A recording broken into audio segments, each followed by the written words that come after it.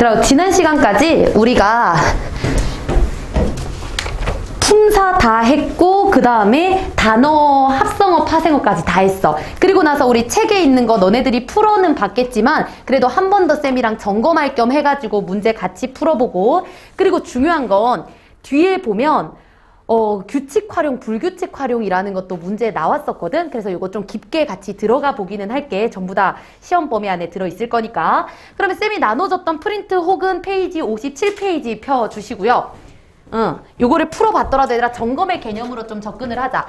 자, 그러면 57페이지에 있는 1번 문제에서는 형태소를 구분하라고 얘기하거든. 그럼 당연히 너네들이 암기되어야 하는 부분, 우리 형태소라는 건 뜻이 뭐였어? 뜻을 가지는 이었지. 그래서 이거 얘기할 때 항상 의무는 뜻을 구별하는, 그 다음에 형태소는 뜻을 가지는, 단어는 자립성을 가지는, 이렇게 순서대로 기억을 좀 해달라고 했어. 그러면 형태소라는 건 뜻을 가지는 가장 작은 말의 단위였고, 그리고 얘는 기준에 따라서 또 나뉘어질 수 있다고 했잖아. 그리고 첫 번째 기준은 자립성이었어.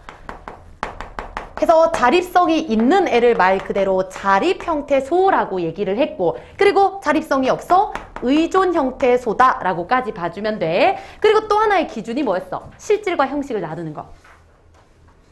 뭐 하면 실질이야? 의미가 있으면, 그치? 그래서 의미의 허실이라고 했었지. 의미 허실. 요거에 따라서도 있으면 실질, 그리고 의미가 따로 없고 문법적인 의미만 더해주면 형식이라고 한다는 거. 그리고 여기서는 별개로 좀 외워달라고 했던 게, 형식에는 3총사 있다고 했지? 누구누구? 조사, 접사, 어미까지 이렇게 되겠지? 그리고 우리 이때까지 조사, 접사, 어미 다 배운 거 기억해야 돼. 꼭 기억해. 조사는 누구한테 결합? 체언에 결합하는 거, 그치? 그리고 우리 접사는 어디에 결합? 어근에 결합해서 파생어를 만드는 거였고, 그 다음에 어미는 어디에 결합? 간에 결합해서 활용을 한다고 했어. 됐죠? 이런 것까지 같이 생각을 해주고, 그 다음에 이제 우리 형태소를 나눠봤으니까 얘도 한번 문제로 가보도록 할게. 자, 그럼 얘들아, 이거 형태소 다 뜯으면 어떻게 뜯을 수 있는데? 일단 앞부터 그 다음 새, 그 다음 는, 우리, 에게. 됐죠? 계속 하는 거 맞지? 그 다음에 매우, 그 다음 그 다음에 니은. 얘들아, 이 니은이 뭐야? 이름 풀네임은 모르더라도 얘가 어미라는 건 알 수 있는 거 맞지? 왜냐면 크다, 크고, 크니, 큰이라고 해서 니은이 붙어서 활용을 할 수 있는 거니까. 됐죠? 어미 있고, 그 다음에 기쁘 있지, 기쁘. 그리고 나서 미음 가는 거 맞죠? 그래서 미음이 붙어서 기쁨이라는 단어를 형성했으니까 얘는 단어를 만드는 접사라는 것도 알 수 있겠네. 됐죠? 자, 그리고 뒤에 을 있고, 그 다음 주, 다 이렇게 가면 되겠다. 됐죠? 요까지만 보면 사실 밑에 있는 문제는 너네들이 알아서 풀 수 있겠지. 그래서 분석만 쌤이랑 같이 했다는 거 생각을 해주시고, 까먹지 말고 의미를 가진 가장 작은 말의 단위이기 때문에 이런 어미나 접사까지도 전부 다 구별해줘야 된다는 거 생각해 주시면 됩니다.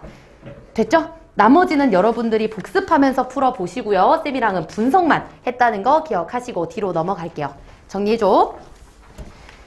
자, 그리고 이제 58페이지로 가면 이렇게 길게 나와 있는 보기 중에서 딱 중간에 있어, 얘들아. 직접 구성 요소로 쪼개었을 때 요거 밑줄 하나 그어주시고요. 이게 우리 지난 시간에 했었던 IC 분석 맞지? IC 분석. 그래서 밑에다가 IC 분석이라고 써줘.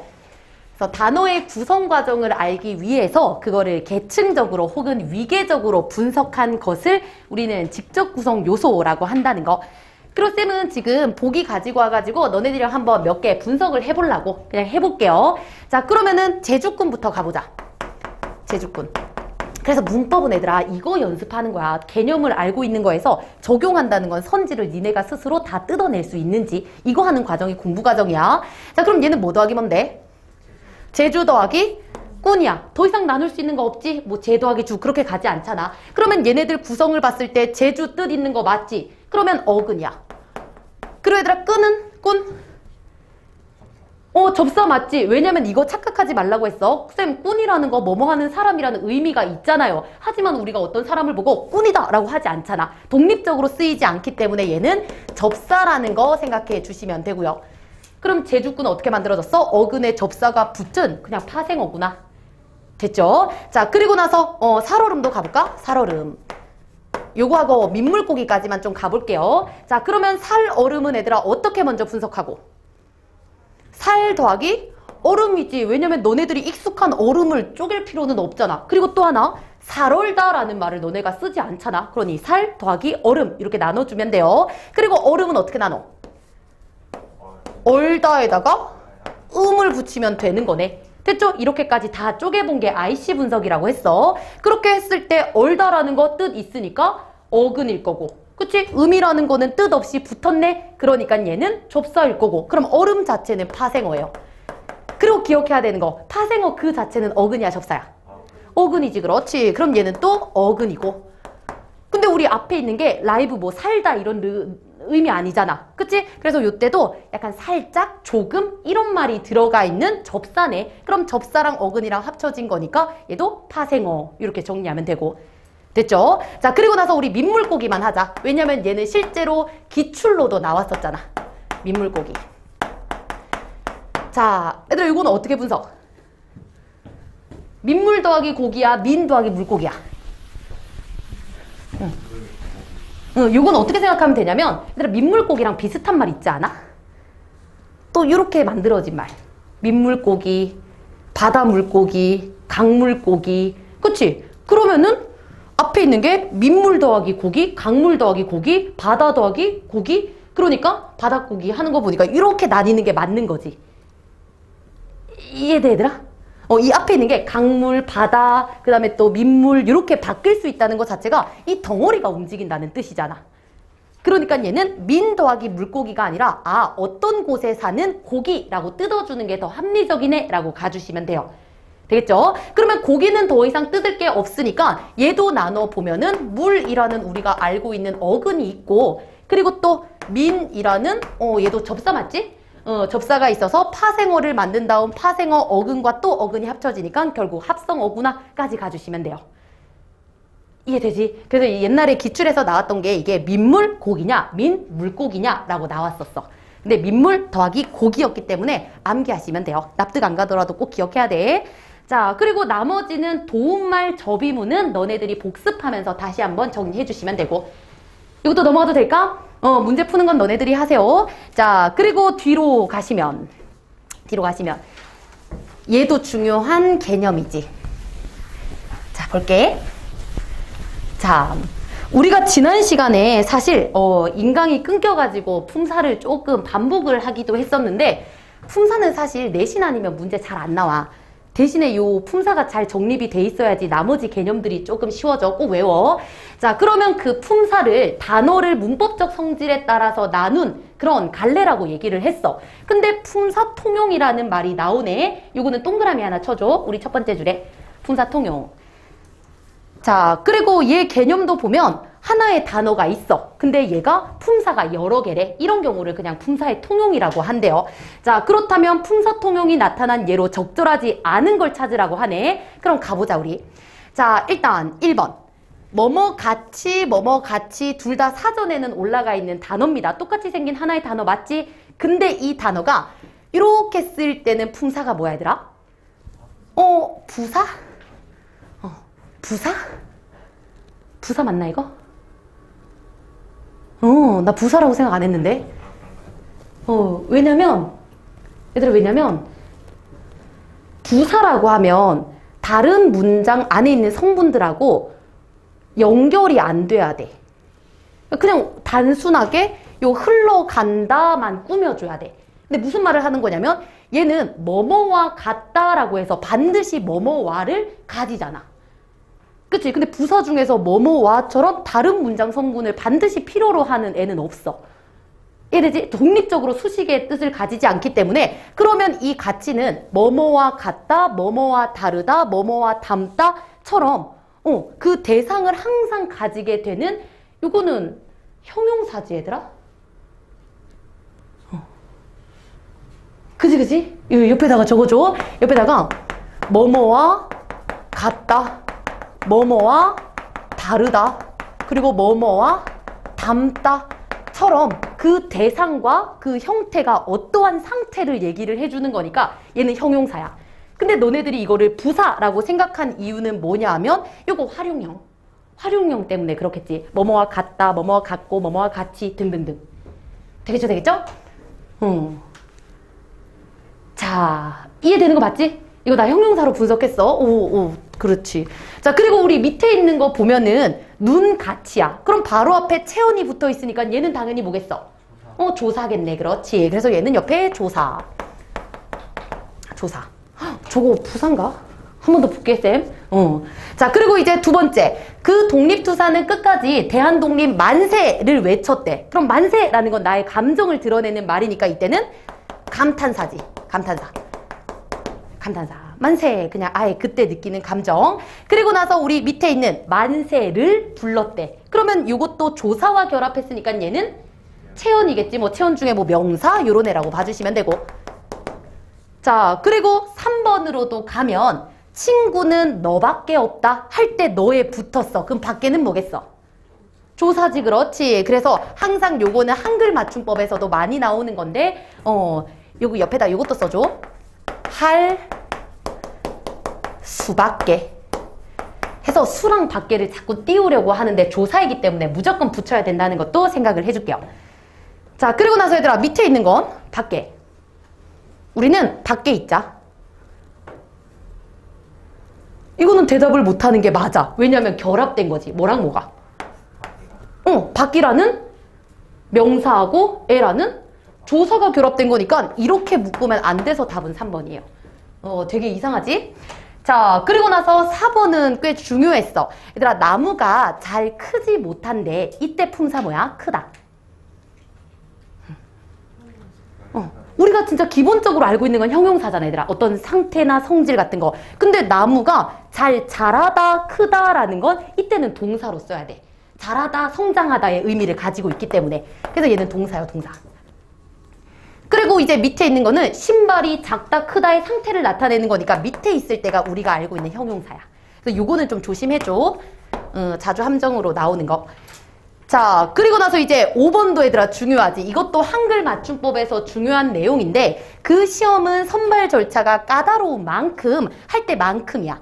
그리고 밑에 거부터 그는 대궐만큼. 그럼 이거는 쉽지. 왜냐면 대궐이라는 체언에다가 붙었으니까 얘는 당연히 조사가 될 수밖에 없어. 자, 근데 우리 위에 있는 애는 뭐라고 하지? 맞아. 그러니까 다시 말해. 그 시험은 그 절차가 땡땡한 만큼. 이 땡땡한이 없으면 말이 이상해져. 이런 애들을 보고 의존명사라고 해요. 되겠지? 그래서 이 만큼은 일단 의존명사라고 써주시고. 그래서 5번과 관련해서 필기 좀 할게. 5번과 관련해서. 자, 근처에 좀 끌고 오면 요건 한글 맞춤법에서 정말 많이 나오는 문제. 의존명사와 조사 써주시고요. 품사의 통용 중에서 가장 인기가 많은 애라고 생각하는데, 그리고 이 범주에서 얘기할 때는 얘들만 기억하세요. 뿐, 대로, 만큼. 다시 말해 뿐, 대로, 만큼이라는 단어는 의존명사로 쓰이기도 하고 조사로 쓰이기도 한데, 근데 그거 찾는 거 환경만 보면 알 수 있는 거 맞지? 자, 다시 말해 1번 조사부터 볼까? 조사는 누구랑 결합한다고? 그렇지. 얘는 체형과 결합.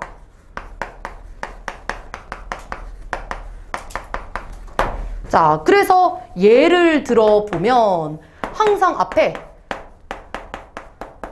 너와 같은 체언이와 그럼 붙여 쓰는 조상경. 됐죠? 그리고 법대로 해라처럼 또 앞에 체언이와 그럼 얘도 무조건 뒤에 조사라는 거. 왜 체언에 결합했으니까. 되겠지? 자, 그리고 의존명사는 어떻게 구별을 하냐? 의존명사는 말 그대로 혼자 쓸 수 없어서 반드시 누군가의 꾸밈을 받아야 되는 애야. 그리고 명사를 꾸며주는 애를 우리 뭐라고 하지? 관용어. 오늘 배우겠지만 사에서 어로 바꿀게 일단. 얘는 관용어의 수식을 반드시 받아야 돼요. 그리고 관형어라는 건 이따가 할 거야. 체온을 꾸며주는 애면 돼. 그래서 예를 들어 뿌는 뿌인데 먹을 뿐. 그치? 그리고 대로는 대로인데 하는 대로처럼 꾸며주는 형식의 관형사형이 오면 무조건 얘는 체온이구나 라고 생각을 해주시면 돼요. 이거는 단독으로도 많이 나오니까 꼭 기억을 해줘. 품사 통형 중에서도 정말 많이 나오는 애입니다. 됐죠? 얘도 그러면 뒤로 넘어갈게요. 자, 그리고 이제 60페이지로 가면 이것도 우리가 수업 품사 얘기를 하기는 했지만 한 번도 언급을 안 한 거기 때문에 보고 가기는 할게. 자, 넘어가면 자, 봅시다. 일단 본용어과 보조용어 옛날에 너네들 본 적 있겠지만 용언들이 결합하는 경우가 있대. 그냥 예시 나와 있는 걸로 볼게. 먹어 버리다, 모아 버리다, 바라고 있다처럼 뭔가 그 용언이 진짜 연결되어 있는 경우 있지. 이런 걸 보고 본용언과 보조용언의 결합이라고 한대. 그럼 항상 문제가 나오는 게 뭐냐면 이때도 용언이고 이때도 용언이야. 그러면 본용언이라는 건 용언 중에서도 실질적인 의미를 가지고 있는 걸 본용언이라고 한대. 그럼 보조용어는 실질적인 의미는 없겠지. 그래서 문법적으로 도와주는 애를 의미하는 거야. 그럼 항상 문제 내는 건 둘 중에 하나가 보조용어니 맞느냐 이런 거 정도만 나온다고 생각하시면 돼요. 본본이냐 본보조냐. 되겠지? 그리고 그거 구별하는 방법을 여기서 지금 얘기하고 싶은 거라고 생각하면 돼. 그리고 뒤에서 한 번 더 나오기는 하겠지만 이렇게 본과 보조가 결합되어 있을 때 이거는 그냥 하나의 서술어로 봐요. 이것도 이해되니? 하나의 서술어다 이렇게 생각을 해줘. 자, 그러면 우리 요거는 문제로 한번 같이 읽어보면서 가도록 할게. 자, 일단 1번을 보면 1의 기억과 1의 니은으로 미루어 보래. 요거 두 개를 보래요. 그러면 여기에서 차이점이 있다면 요거가 들어갔다라는 거지. 그치? 그리고 나서 빵을 다 먹어버렸다 일 때는 괜찮은데 먹어서 버렸다 라고 할 때는 안 된대. 그러면 우리가 여기서 찾아봐야 되는 거. 일단 얘들아 먹어버렸다 할 때 먹다라는 뜻이 반드시 있어야 되는 거 맞지? 그치? 이 문장에서 그럼 얘는 본이야. 근데 우리가 버렸다 했을 때 뭔가 쓰레기통에 버리다라는 그 실질적인 의미를 얘기하는 게 아니잖아. 그치? 그럼 여기서는 그냥 다 먹었다는 완료를 드러내는 거네. 그러니 문법적 의미를 하는 보조래. 이렇게 생각을 해주시면 되고 이거부터 찾았어야 됐는데. 자, 그러면 일단 본과 보조가 만났을 때 중간에 서와 같은 애가 들어가면 안 되는구나 이것만 도출해 주시면 돼요. 되겠죠? 자, 그러면은 우리 마저 읽어보면 1과 2로 미루어 봤을 때 본용언의 어간에 어서, 아서가 결합하면 비문이 된다. 당연한 말 맞지? 그치? 자, 그리고 이제 2번으로 또 가볼게. 1 기억과 1 디귿으로 미루어 보래. 그러면 이번에는 이렇게 보라네요. 자, 그러면 얘네들 비교한 이유도 알 수 있지. 1번에서는 먹어버렸다 본 보조의 결합이지만 여기서는 모으다라는 거 실질적인 뜻 맞지? 그리고 또 우리 쓰레기를 버리자라는 것도 실질적인 뜻 맞지? 그럼 얘는 본과 본이 만난 거네. 위에는 본 보조인데 밑에는 본 본이구나. 그러면 읽어보면 1의 기억과 1의 디귿으로 미루어 봤을 때 동일한 보조 용언이 벌써 답 2번이네. 여기는 보조 용언 없잖아. 그쵸? 그래서 차라리 요거는 제대로 말하려면 동일한 용언이 본 보조로 따로 쓰이는 경우인 거지. 이해되죠? 요것도 이렇게 제끼면 되고요. 그럼 요런 식으로 나머지 것들도 좀 빠르게 볼게. 자, 얘네들의 차이를 보면 바라고 있다라는 건 일단 경기에 이기기를 바라다라는 거 맞지? 그럼 이 앞에 있는 거 본 맞아요. 근데 내가 여기에 존재하다, 있다 요거를 얘기하고 싶은 건 아니니까 얘는 보조네. 바라고 있다, 뭐 그냥 지속? 그냥 그런 상태를 얘기하는 문법적인 거니까. 자, 그러면 요거랑 비교를 하라고 했을 때 본용언이 없으면 안 되겠네. 이런 거 도출할 수 있겠지. 됐죠? 그럼 요것도 넘어갑니다. 자, 그리고 영희는 신발을 신어보았다. 당연히 신을 신다라는 거니까 필수적인 의미가 있어야 돼. 그럼 얘는 본이야. 근데 내가 신고 진짜 보다는 건 아니니까 얘는 그냥 한번 시도해봤다라는 의미에서 보조겠지. 됐죠? 그리고 또 우리 두 번째, 그림을 보고 있다. 당연히 보다라는 뜻은 있어야 돼. 그림이라는 목적어가 있으니까. 그럼 얘는 본이야. 하지만 있다. 뭐가 내가 여기서 존재하다가 아니라 그냥 보는 중이다 라는 뭐 진행을 나타내는 보조. 그 정도 되겠지. 자, 그리고 나서 우리 운동복을 입고 있다. 이것도 역시나 운동복을 입다라는 말 반드시 있어야 되니까 본이야. 하지만 우리 입고 있다라는 건 입고 그냥 가만히 서 있는 그 존재가 아니라 입은 상태로 지속되는 거기 때문에 이것도 문법적인 보조네. 자, 그럼 계속 쌤이 이렇게 꼼꼼하게 설명한 것으로 보아서 아, 보조 용언에도 어떤 의미가 있다라는 걸 얘기하겠지. 됐나요? 그래서 다시 말해 위에 있는 보았다는 시도의 의미, 두 번째는 진행의 의미, 세 번째는 지속의 의미 이렇게 정리를 해주면 되겠네. 됐니? 그래서 본과 보조가 그냥 둘이 합쳐서 하나의 서술어란 거 생각을 해주고 그리고 본 보조가 뭔지만 좀 잘 생각을 해주면 돼요. 자, 그러면 이것도 뒤로 넘어가도 괜찮겠지? 자, 그리고 나서 이제 오늘 정말 본격적으로 해야 되는 규칙 활용과 불규칙 활용도 들어가 보도록 할게. 그리고 요거는 필기할게. 쌤은 요 밑에다가 했거든, 너네처럼. 요만큼이나 나왔어. 그래, 암기해야 됩니다. 이것도 전부 다 내신 시험 범위일 거야. 자, 집중 좀 하시고 그러면 한번 들어가 보도록 할게요. 규칙 활용과 불규칙 활용. 일단 얘들아, 활용이 뭐야? 힘드니? 참아. 참아. 얘들아, 규칙 활용이 뭐야? 아니, 활용이 뭐야, 활용? 뭐에 뭐가 붙어서? 어간에 어미가 붙어서 그 형태를 달리하는 걸 활용이라고 한대. 예를 들면 먹다, 먹고, 먹어서, 먹으니. 됐지? 그럼 한 가지만 더 묻자, 얘들아. 먹다, 먹고, 먹어서, 먹으니 이런 활용한 형태들 각각 다른 단어야, 하나의 단어야? 하나의 단어여야 돼. 왜냐면 우리 단어를 만들 때 쓰는 개념 어근 접사라고 했잖아. 어간 어미는 아니라고 했으니까. 되겠죠? 자, 그러면은 바로 한번 가보도록 할게. 자, 그럼 활용이란 건 어간에 어미가 붙는 현상을 얘기하는데 규칙 활용이 뭐냐? 쓸게요. 규칙 활용. 길지만 쓰겠습니다. 일단 활용할 때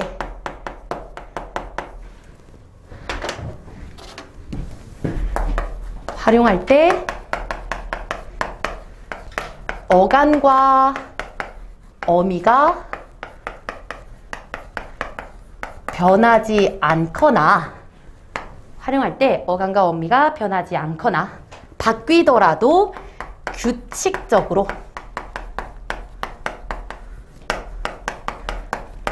변하는 경우. 그래서 조건이 두 개입니다. 두 가지 다 이해를 해주셔야 돼요. 그리고 중요한 건 이 밑에 거야. 위에 거는 금방 이해가 될 거거든. 자, 일단 개념만 좀 써주시고 그러면 그래도 1번부터 한번 설명을 해볼게. 자, 봐봐. 잡다라는 하나의 단어를 활용을 시켜 볼게. 그러면 잡다, 잡고, 잡아서, 잡으니 이렇게 여러 가지 형태를 보이겠지. 그치? 자, 그랬을 때 일단 어간과 어미가 변하지 않는 경우는 뭘 얘기하는 거냐면 저번에 이런 질문이 있더라. 선생님, 잡다에서 잡고 잡아서 잡으니 변하잖아요. 뒤에 꼴이 바뀌잖아요. 이 의미가 아니라 잡다라고 활용을 했을 때 잡 변하는 거 없지. 그대로 잡으로 나와. 그리고 또 수많은 다라는 먹다, 자다, 놀다 할 때처럼 그 다가 변화가 있게 나오냐고. 이렇게 활용시켰을 때 얘 혼자 갑자기 더가 되냐고. 이런 걸 물어보는 거야. 근데 그런 게 아니네. 잡고 할 때도 그 수많은 고 중에서 얘가 혼자 구로 바뀌지 않잖아. 그런 걸 의미하는 거라고 생각하면 돼. 자, 그러면 바뀌는 경우를 보면 더 쉽겠네. 그래서 옆에 이거를 한번 가지고 와볼게요. 짓다.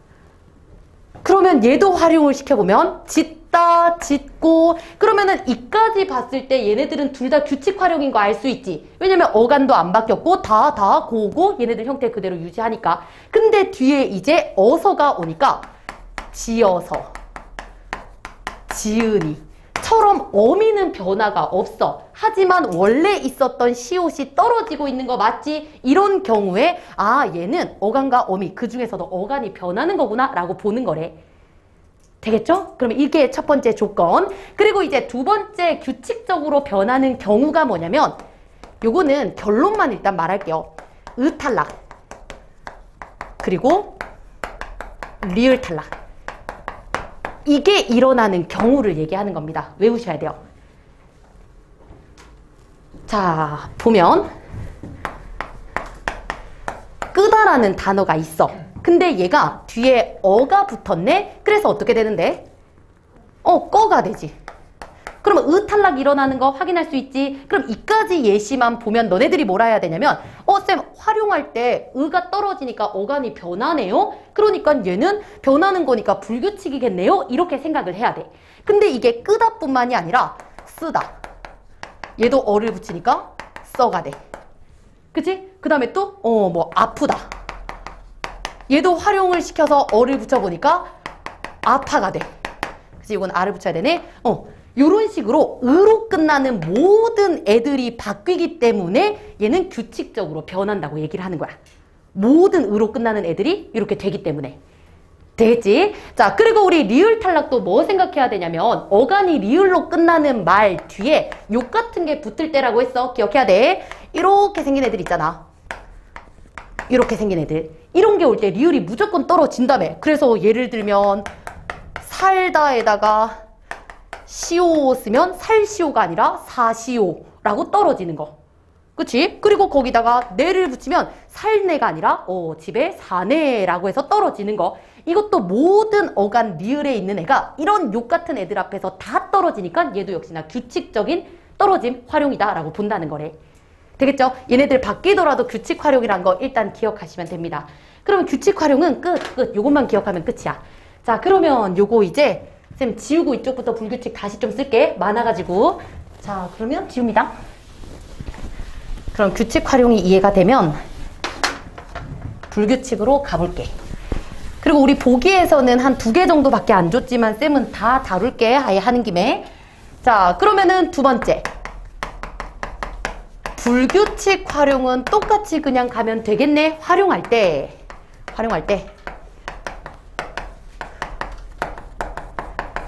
어간과 어미가 불규칙하게 바뀌는 경우를 보면 되겠네요. 됐죠? 어간과 어미가 불규칙하게 바뀌는 경우. 그리고 얘도 3가지 기준으로 봐야 돼. 일단 첫 번째. 어간이 바뀌는 경우. 제일 많아요. 어간이 바뀌는 경우.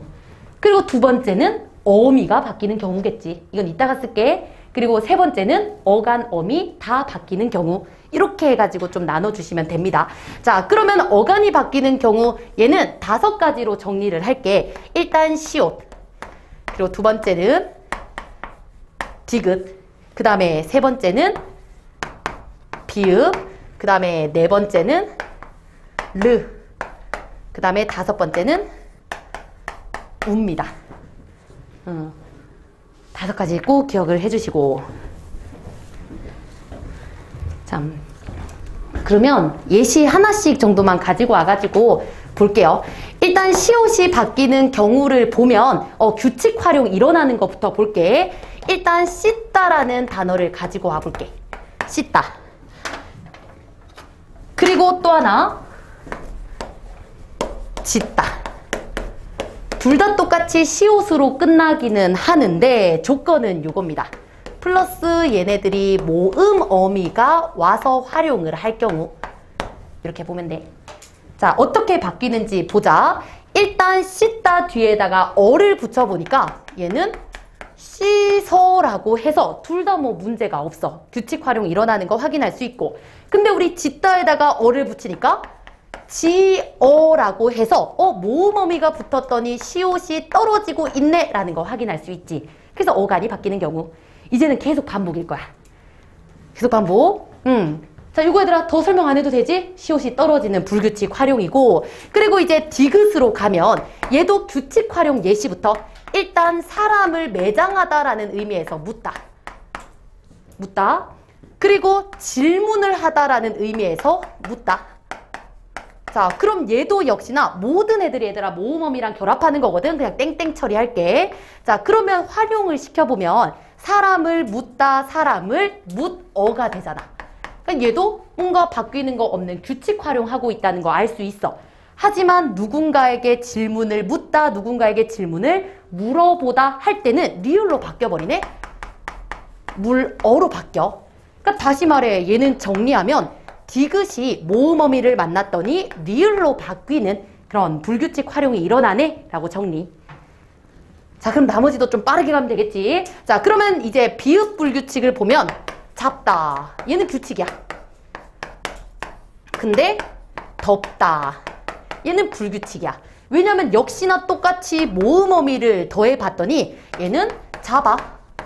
변한 게 없어요. 하지만 우리 덮다는 어를 붙였더니 더워가 되는 거 알 수 있네. 자, 그러면 여기서 얘는 뭘로 바뀌는 건데? 모음 어미를 더했더니 우로 바뀌었지. 근데 얘들아 이거 어떻게 읽어? 우리 아주 느리게 읽으면 우어라고 하는데 얘를 우어라고 안 하잖아. 되게 빠르게 우를 얘기하지. 그럼 이 우가 뭐라고? 반모음. 그렇지. 그래서 여기서는 반모음 오우로 바뀐다는 거. 반모음 오우. 자, 그리고 나서 이제 르로 갈게요. 르. 얘 중요해 얘들아. 이거 불규칙 활용 물어볼 때 정말 쉽게 내면 보통 1번, 2번 내거든. 그래서 살짝 이제 중세국어랑 엮으면 이제 3번을 내. 근데 보통 어렵게 내려고 하면 르로 가요. 르. 이거는 왜 어려운지 다시 한번 얘기할게. 자, 르도 그러면 예시 보면 원래 같아서 치르다 같은 애가 있어. 그리고 흐르다라는 애가 있어. 그럼 둘 다 르로 끝난다는 거 확인할 수 있고, 그리고 얘도 역시나 모음어미랑 더해졌다고 했을 때 어떻게 활용하는지 보자. 얘들아 앞에 거 어떻게 활용해야 돼? 치르에다가 어를 붙여. 치러가 돼야 되지. 왜냐면 우리 으로 끝나는 모든 애들 아까 규칙 활용한다고 했잖아. 그죠? 규칙 활용하려면 치러가 돼야 돼. 으 떨어지는 거. 자, 근데 우리 흐르다는 어 붙이면 어떻게 돼? 흘러. 그렇지. 흘러. 자, 그러면 얘는 정리하면 모음어미를 합쳤더니 그냥 리을 형이 되었네. 으가 떨어진 다음에 리을이 플러스 됐다는 거야. 나는 리을 형이라고 안 쓰는데 원래 여기 책에 돼 있길래. 나는 어떻게 쓰냐면 탈락이 규칙이잖아. 근데 더하기 리을이 하나 붙었다. 이렇게 보는 겨. 되지? 응. 자, 그리고 나서 일단 요거 중요한 건 이따가 어미 불규칙 할 때 같이 합시다. 그리고 우는 보통 규칙 활용할 때 주다라는 애는 규칙이야. 근데 얘는 이것만 기억하면 돼. 푸다. 얘밖에 없거든. 자, 그러면 얘도 역시나 모음 어미가 결합할 때 어떻게 되는지 보자.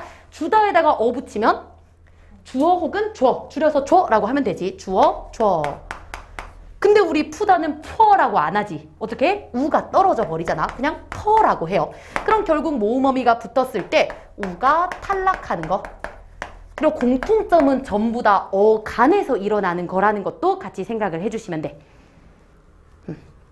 됐지? 그래서 정리를 좀 하고 앞에 건 지우고 어미로 갈게. 그리고 활용까지 보고 잠깐 쉴 테니까 조금만 더 힘내. 자, 이거 지워도 돼? 지워도 되지? 응. 근데 사실 하나 정도만 이해하면 나머지는 그냥 쭉 내려와. 반복이잖아, 반복. 자, 그리고 나서 이제 어간은 스드, 브르, 우까지 왔어. 그러면 이제 어미겠네, 어미. 어미가 변하는 경우. 얘는 세 개기는 한데 하나만 기억하면 되긴 해. 일단 첫 번째가 원래 아까 이걸로 썼니? 동그라미 1번? 썼구나. 자, 봤을 때 여. 그리고 두 번째는 러. 그리고 세 번째는 너라. 그래서 여기서 중요한 건 러밖에 없어요. 러. 사실은. 자, 그럼 이번에 어미가 바뀐다는 거 생각하고 한번 예시 보여줄게. 일단 먹다라는 애 하고 얘도 하나밖에 없어요. 하다. 자, 했을 때 얘들은 어미 조건을 봐야 돼. 얘들이 모음 어미 중에서도 어랑 결합을 했을 때 어떻게 바뀌는지 보자. 자, 그러면 먹다에다가 어 붙으면 그냥 먹어. 뭐 달라지는 거 없잖아. 잡아. 모든 거 다 똑같이. 하지만 우리 하다에다가 어 붙이면 어떻게 돼? 하여가 되지. 그치? 그래서 얘는 결과적으로 모음 어미 어를 붙였더니 어가 여가 되는 어미가 바뀌는 그런 어미 불규칙이 나온다라는 거 확인할 수 있고. 됐지? 자, 그리고 나서 러도 한번 또 가볼게. 일단 아까 나왔던 치르다 그대로 쓸 거야. 그리고 이 불규칙 활용을 하는 건 푸르다로 가지고 올게요. 자, 그러면 얘도 역시나 모음 어미 어를 붙였을 때 어떻게 되는지 보자는 거야. 자, 그러면 우리 치르다 아까 어 붙이면 어떻게 된다고 얘들아? 규칙 활용? 치러가 돼야 돼. 그렇지. 치러. 근데 우리 푸르다가 붙으면 어떻게 돼? 푸르러가 되지. 그렇지. 얘는 푸르러. 그래서 너네들이 또 생각해야 되는 게 아, 르로 끝나는 애는 무조건 의가 떨어져야 되는데 얘는 그냥 어가 러로 바뀌었네? 라고 생각을 하시면 돼요. 그럼 어미 불규칙 맞지? 정리하면 어가 러가 돼. 그래서 러 불규칙인 거야. 러가 된다고. 됐지? 자, 그리고 나서 마지막 너라는 거의 안 나와 얘들아. 대충 보세요. 또 먹다로 갈게요. 먹다. 그리고 얘는 오다. 얘도 이거 하나밖에 없어. 오다. 자, 이번에는 아라, 어라가 붙을 거야. 우리 명령형 아라, 어라를 붙였을 때 일단 먹다는 활용시키면 먹어라가 되겠지. 먹어라.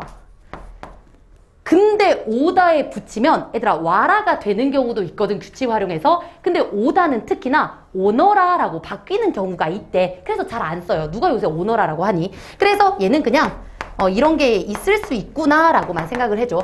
어라가 오 뒤에 오면은 너라가 되는 경우도 있다. 그래서 출제가 거의 안 된다고 봐주시면 돼요. 됐죠? 그럼 이까지 봤을 때 꼭 기억해야 되는 거 치르다, 푸르다, 흐르다 이 세 가지를 좀 잘 비교를 해줘. 알겠죠? 르냐, 러냐 여기서 문제 정말 많이 나올 겁니다. 꼭 연결을 해주세요. 예시로 치르다, 흐르다, 푸르다. 됐지? 자, 그럼 이제 마지막. 그래, 마지막. 그럼 어간도 받고 어미도 봤으니까 어간, 어미 다 바뀌는 경우. 응, 하얗다, 그치, 파랗다 이런 색채어지. 그래서 예시로 정리를 합시다. 파랗다, 하얗다 같은, 노랗다 같은 애들. 파랗다로 갈게. 자, 그럼 얘도 역시나 알을 붙일 거야. 아. 그러니까 파랗다, 파랗고 그 다음에 파라, 알을 붙일 건데 붙인 결과 얘가 어떻게 바뀌냐면 파레가 돼버리지. 그치? 그러면 여기서 우리가 알 수 있는 거 원래 있었던 히읗 없어지고 그리고 아도 에로 바뀌고 그럼 둘 다 바뀐 거네 하고 끝. 그래서 모든 색채어 노랗다도 노래, 하얗다도 하얘로 바뀌는 거 이렇게 정리를 해주시면 돼요. 언젠가 한 번은 했어야 됐던 거기 때문에 한 번 이렇게 쭉 내려오면서 인출을 해야 돼. 이런 과정. 알겠지? 쌤도 옛날에 그 임고할 때 내용은 머릿속에 이해를 했는데 필기가 정말 어렵더라고. 이거를 어떻게 표현을 해야지 잘 정리가 될까 했는데 쌤이 이건 그냥 쌤의 방식으로 정리한 거야. 그러니까 너네가 훨씬 더 나은 방법으로 정리할 수만 있다면 필기하는 그 형태를 한번 인출해서 연습을 해보세요. 아셨죠? 자, 그러면 일단 우리 요까지 보고 요거는 이따가 보자. 요까지 보고 잠깐 쉬었다가 계속 오늘 진도 나가도록 할게. 잠깐 끊어갈게요.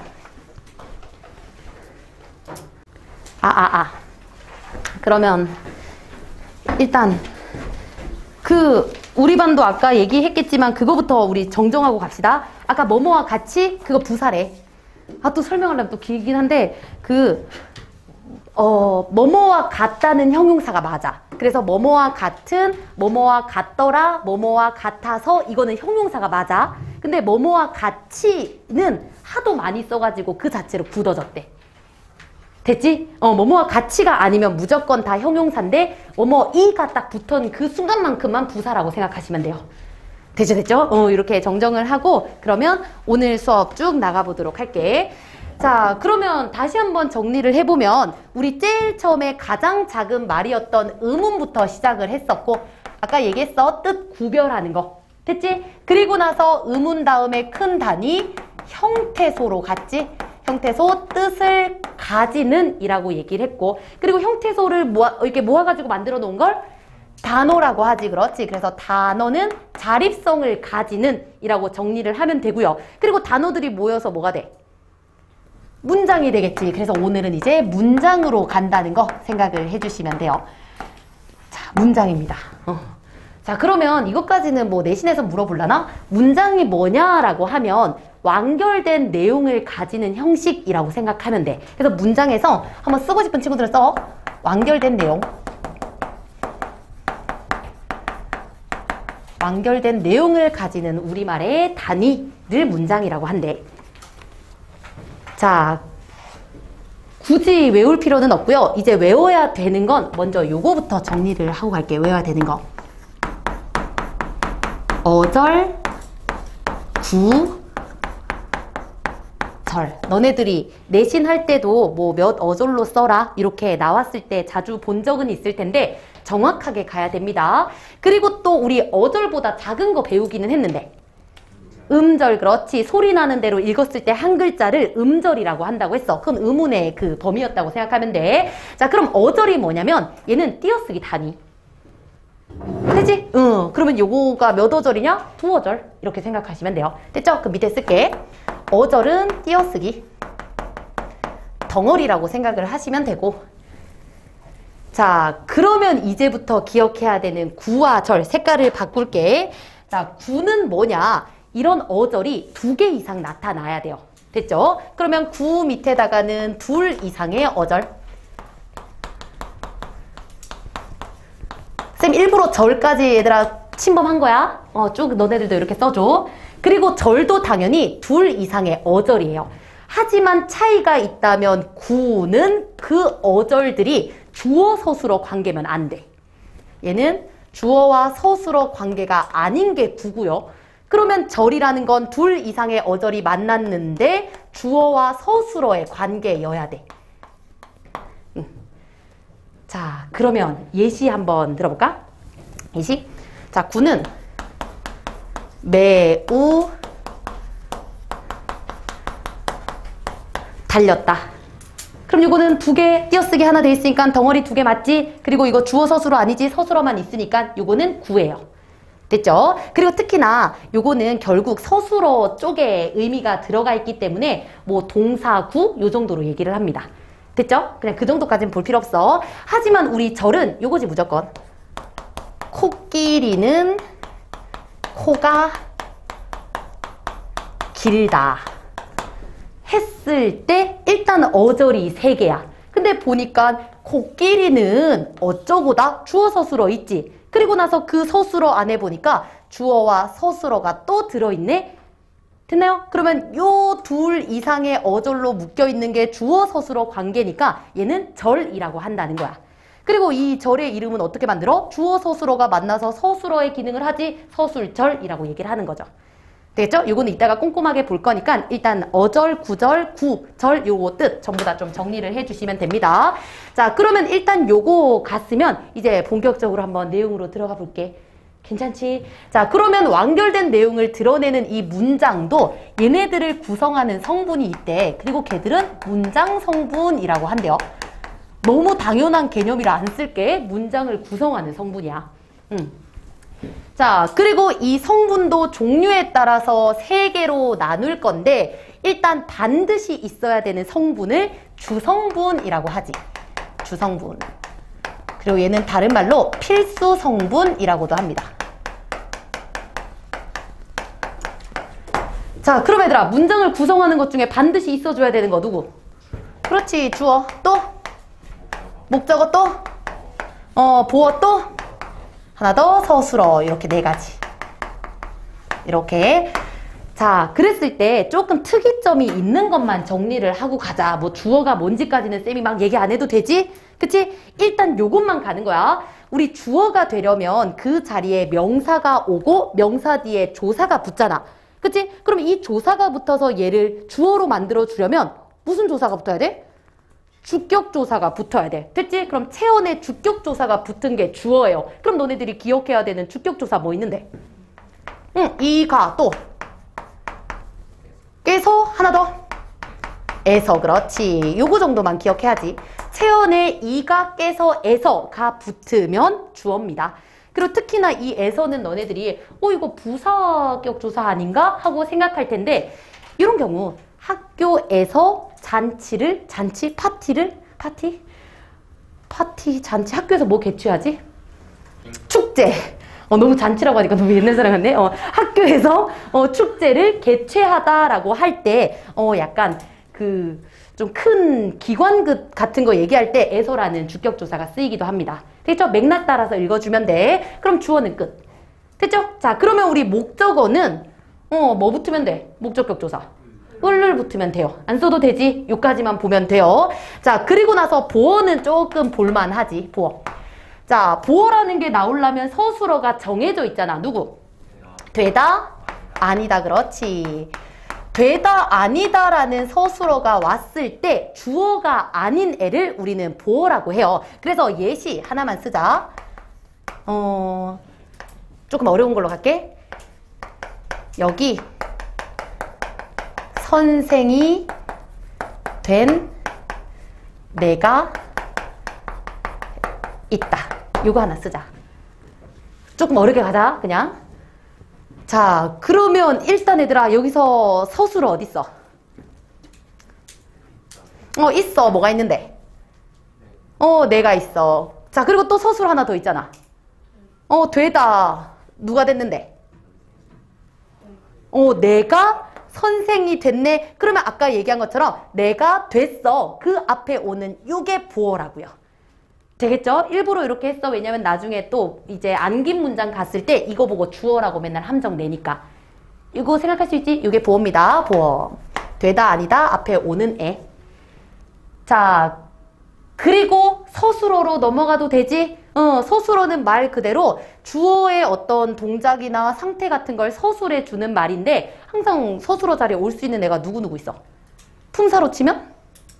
동사나 형용사. 근데 한 가지 더 생각해야 되지. 그렇지. 체험 플러스 서술격 조사. 이다가 붙은 말까지도 같이 생각을 해주시면 돼요. 자, 그러면 요게 다기는 한데 서술어 근처에다가 한 가지 정리를 하고 가야 되는 게 시험 문제에서 그나마 잘 나오는 게 서술어의 자릿수야. 서술어의 자릿수. 그리고 얘 개념을 쓰면 서술어가 필요로 하는 문장 성분의 개수.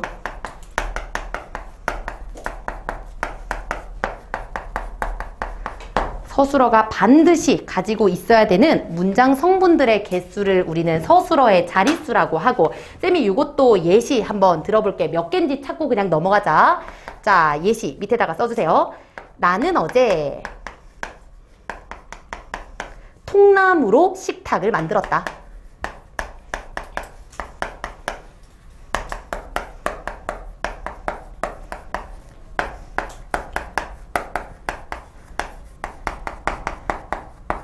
이거 예시 생각하는 거 진짜 힘들다? 그냥 그렇다고. 되게 힘들다. 그래서 막 이게 안 외워져가지고 나 지금 이거 보고 하는 게 예시들을 보는 거야. 코끼리는 코가 길다. 이런 것도 막 되게 다 기억하기 힘들어가지고 보고 있다니까. 자, 그럼 일단 똑같이 서술 어딨어? 만들다. 누가? 내가 뭐를? 식탁을. 그치? 그럼 주어 목적어는 반드시 아까 필수 성분이라고 했으니까 있어야 되는 거 맞지? 그리고 어제랑 통나무로 중에 있어야 되는 애. 없어. 없어. 나는 뭐를 만들었다. 끝. 되겠지? 그러면 요거는 몇 자리? 2자리 서술어. 알겠지? 맨날 이렇게 낚으면 낚인 애들 있어. 쾌감. 이렇게 봐주면 돼요. 이게 2자리 서술어 반드시 필요로 하는 애. 됐지? 그래서 얘들아 이거 쌤 근데 통나무 위로 재료 있어야 되는 거 아니에요? 다른 거 넣어보면 돼. 나는 케이크를 만들었다. 뭘로 만들었는지 말 안 해도 되잖아. 됐죠? 이렇게 정리를 해주시면 되고요. 그러면 우리 주성분은 끝입니다. 넘어가고 이제 부속성분으로 넘어갈게. 그리고 부속성분이 오늘 제일 중요하겠지. 그리고 내가 필기를 애매하게 하는 이유가 뭐냐면 이거 인강내에서 또 잘리면 되게 찝찝해가지고 한번 확인하고 와야겠다. 오, 잘렸겠는데. 그러면 옆으로 가서 이쪽으로 쓸게. 막 그런 사람 있었으면 좋겠다. 막 이렇게 내가 이쪽 가면 이게 카메라 이렇게 돌려주고 이렇게 막 해주고. 그런 꿈 가질 수 있잖아. 니네들 안 가져봤니? 가질 필요가 없지? 혹시나 하고 싶은 사람 그거 돈 줄 테니까 말해줘. 많이는 안 주고 한 아이스크림 하나 사 먹을 수 있을 정도 수업 들으면서 이제 이렇게 해주는 거. 헛소리 하지 않아야겠다. 자, 그리고 두 번째로 가면은 부속성분. 그러면 얘는 이름도 정말 대충 지었잖아. 주성분은 반드시 필요한 거, 부속은 진짜 그냥 부속 딸려 있는 것들. 그리고 얘 기능을 보면 수식이에요, 수식. 주성분만으로 문장이 이루어져 있으면 좀 심심해. 그래서 다채롭게 뭔가 풍부하기 위해서 꾸며주는 말이 들어가는 걸 우리는 부속성분이라고 합니다. 그리고 얘 두 가지 있잖아. 뭐랑 뭐? 꾸며주는 말. 부사어하고 관용어지. 그렇지. 관용어. 첫 번째 관용어, 그 다음에 두 번째는 부사어. 자, 그럼 이것도 시험에서 굉장히 많이 나온 건데 일단 너네들이 이 용어를 보면 궁금해해야 되는 게 있어. 이때까지 품사할 때 관형사 배웠고 부사 배웠잖아. 그럼 걔네들과 무슨 차이지? 라는 생각을 무조건 해줘야 돼. 그래서 그거 먼저 정리하고 갈게요. 자, 일단 관형사하고 관형어하고 차이가 뭔데? 맨날 시험에 물어봤을 때 이 차이를 물어봤었어. 관형사가 뭐고 관형어가 뭐고. 일단 둘이 공통점은 둘 다 체온을 수식해 준다는 거. 됐지? 그럼 차이점이 뭐냐면 일단 얘들아 우리 지금 관형어 하잖아. 범위가 어디야? 문장이지. 그렇지. 그럼 관형사는 어디서 했어? 단어 품사에서 했잖아. 그치? 그럼 얘네들의 차이는 뭐야? 범위예요. 범위. 이렇게만 기억을 해주시면 돼요. 그치? 그러면은 훨씬 더 단어보다 큰 게 문장이기 때문에 관형어 안에 관형사 들어간다고 하면 돼, 안 돼? 되지. 그치? 큰 거 안에 들어간다 라고 말해도 되는 관계. 됐죠? 됐죠? 그러면 지금부터는 너네들이 어떻게 기억을 할 거냐면 체온을 꾸며주는 말을 뭐라고 해? 관형어야 관형사야? 둘 다긴 한데 이제부터는 관형어라고 대답을 하세요. 아셨죠? 다른 건 이따가 설명할 테니까 체온을 수식하는 말 관형어라고 하고 용언을 수식하는 말 부사어라고 하세요. 더 큰 걸로 대답을 하시면 됩니다. 그래서 얘네들의 차이는 범주, 범위라는 것만 생각을 해주고 그럼 관형어로 한번 가보도록 하자. 자, 그러면 체온을 어떻게 수식을 하는지 쌤이랑 옆에 있는 예시로 볼게. 자, 옷이라는 체온이 있어. 옷. 그럼 얘를 한번 꾸며 볼게요. 여러 가지 방법으로. 일단 예쁜 옷, 그 다음 나의 옷, 그 다음 우리 궁동이 옷, 그리고 하나 더 새 옷. 됐지? 자, 그러면 전부 다 옷이라는 체온을 꾸며주니까 이거 다 뭐야 얘들아? 관형어지. 그렇지. 체온을 꾸며주면 이제부터 무조건 관형어라고 한다는 거야. 관형어. 체온을 꾸며주니까 무조건이요.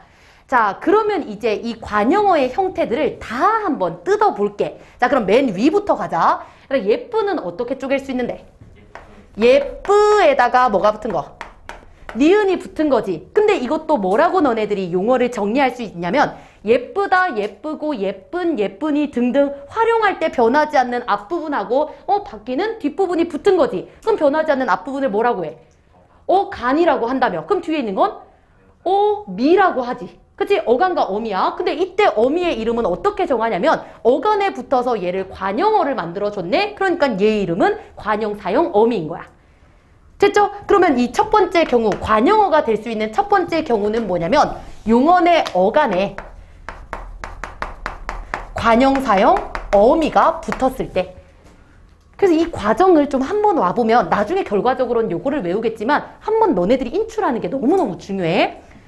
자, 그럼 두 번째 방법 똑같이 갈게요. 나의 뜯으면 나 더하기 의잖아. 그럼 나가 뭔데? 체온이지? 그럼 뒤에 붙는 의는? 체온에 붙는 조사일 거야. 그치? 그럼 이 조사의 이름도 알 수 있네? 왜? 붙어서 얘를 관형어로 만들어줬으니까 관형격 조사겠네. 됐죠? 그럼 두 번째 경우에는 나 플러스 의니까 체온에다가 관형격 조사가 붙은 걸 우리는 관형어라고 하는구나. 이런 형태도 있구나. 자, 그리고 세 번째. 얘들아, 궁동이가 뭐야? 명사. 고유명사지. 우리 궁동이 혼자 있으니까. 그럼 고유명사니까 어쨌든 체온이네. 그러면 체온도 관형어의 역할을 할 수 있구나 하고 넘어가면 돼. 됐죠? 세 번째 경우 뭐 체온 이렇게 쓸까? 체온. 혹은 명사. 명사도 관형어가 될 수 있네. 자, 그리고 나서 이 마지막 새는 유입니다. 유. 그러면은 얘는 이 자체로, 유라는 말 자체로 체온을 꾸며주는 말이지. 그래서 얘를 특별히 뭐라 한다고? 관형사라고 하잖아. 그치? 그럼 마지막 이 새는 그 자체로 꾸며주는 역할을 하는 관형사. 관형사라고 보면 되겠네. 됐나요? 그러면 아까 얘기한 것처럼 왜 관형어가 훨씬 더 큰지도 알 수 있고 관형어와 관형사의 차이도 너네들 알 수 있겠네. 다 뜯어봤을 때 얘의 기능이 그냥 체온을 수식하기 위해 태어난 애야? 그러면 더 작은 범위로 관형사라고 한다고.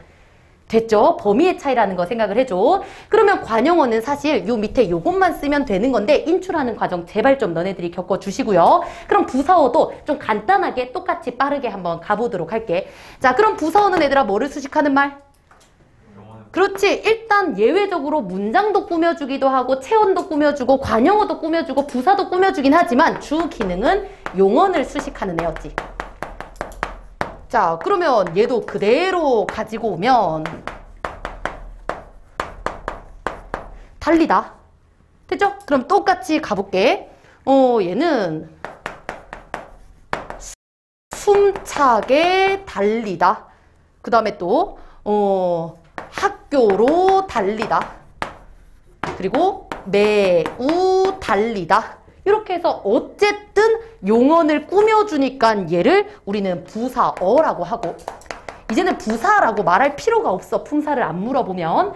그러면 얘도 하나하나 정리를 해보면 필기하지 않을게. 매우는 그 자체로 용언을 꾸며주기 위해 태어났지. 그러니까 얘는 분석해보니까 부사. 자, 그리고 나서 학교로, 학교는 우리 명사잖아. 그리고 뒤에 붙은 애는 조사겠네. 그럼 조사가 붙어서 부사어를 만들었으니까 체험 플러스 부사격 조사 해서 부사어를 만드는 거. 그쵸? 그리고 숨차다, 숨차고, 숨차니, 숨차서 어간에다가 부사형 어미가 붙어서 만들어진 경우. 다 똑같죠? 요것만 정리하면 밑에는 그대로 내려온다는 것도 같이 생각을 해주시면 됩니다. 반드시 이 사와 어의 차이를 좀 잘 기억을 해줘. 자, 그리고 부사어는 이렇게 간단하게 넘어가기는 하는데 옆에다 요거 하나만 좀 써줄게. 부사어 이제 더 이상 안 볼 것 같아서 부사어 옆에다 필수적 부사어라고 해서 요런 용어가 있는데, 그럼 용어 자체를 먼저 생각하면 돼. 일단 부사어라는 거 자체가 부속 성분이라며. 부속 성분이란 건 필수가 아니라는 말 맞지? 있어도 그만, 없어도 그만이란 뜻이 부사어야. 근데 그 앞에 필수적이라는 말이 붙으면 없으면 돼, 안 돼? 안 돼, 그렇지. 그래서 없으면 안 되는 필수적 부사어 같은 것도 있대. 근데 얘는 서술어에 따라서 결정이 된다고 생각을 해주시면 돼요. 서술어가 결정. 그래서 이것도 예시만 좀 쓸게. 오늘 자주 나오네. 뭐뭐와 같다. 그리고 뭐뭐와 다르다. 뭐뭐와 결혼하다. 등등등등. 반드시 앞에 뭐뭐와 같은 자리에 있어야 하는 애. 그리고 또 예를 들면 주다. 그 다음에 담다. 두다. 되게 많아 얘들아. 그래서 이것도 하나 만들어 보면 내가 선물을 줬어. 누구에게? 라는 부사어가 반드시 필요하잖아. 그쵸? 그래서 얘는 항상 서술어의 자릿수랑 좀 엮어서도 나와요. 필수적 부사어를 포함하냐 포함하지 않냐. 그래서 아까 내가 통나무로 식탁을 만들다 할 때 이때 통나무로 이건 없어도 되는 거잖아. 그러니 필수적 부사어가 아니네. 그래서 두 자리 서술어구나. 같이 엮어서 생각할 수 있다는 것도 생각을 해주시면 됩니다. 됐죠? 자, 그러면 이제 마지막 남은 성분, 독립성분이지. 3번 독립성분 좀 써줘. 독립성분. 그러면 얘는 문장 중에서도 다른 애들과 교류가 잘 없이 지 혼자 쓰는 애를 독립성분이라고 하고요. 그리고 전부 다 어로 끝난 거 보니까 얘도 독립어 하나 있다는 거 생각할 수 있겠네. 3. 독립성분. 그리고 여기는 독립어가 있어요. 자, 그리고 여기서 두 개 정도만 생각하면 되거든. 일단 우리 문장에서 혼자 쓰이는 품사. 감탄사, 그렇지. 그리고 한 가지 더는 부른말이라고 해요. 부른말. 다시 말해, 내가 누군가 불렀을 때 궁동아 라고 했을 때 체언에다가 누군가를 부르는 조사, 호격 조사, 요거 붙은 말, 요 두 가지만 기억을 해주시면 됩니다. 그러면 문장 성분은 요까지 주성분, 부속성분, 그 다음에 독립성분까지 끝. 그리고 나서 이제 이어져야 되는 내용이 문장의 짜임이거든. 근데 이것도 그 자체로 너무 중요한 내용이라 오늘 하다가 끊기지 말고 오늘은 이까지 볼게요. 괜찮지? 자, 그러면 요까지 정리하고 혹시나 질문할 거 있는 친구들 질문해주고 다음 시간부터 문장의 짜임, 그 다음에 문제 좀 같이 많이 볼게. 문장 짜임에서는 기출 많이 나오니까. 자, 그러면 이렇게 정리를 하겠습니다. 수고했어!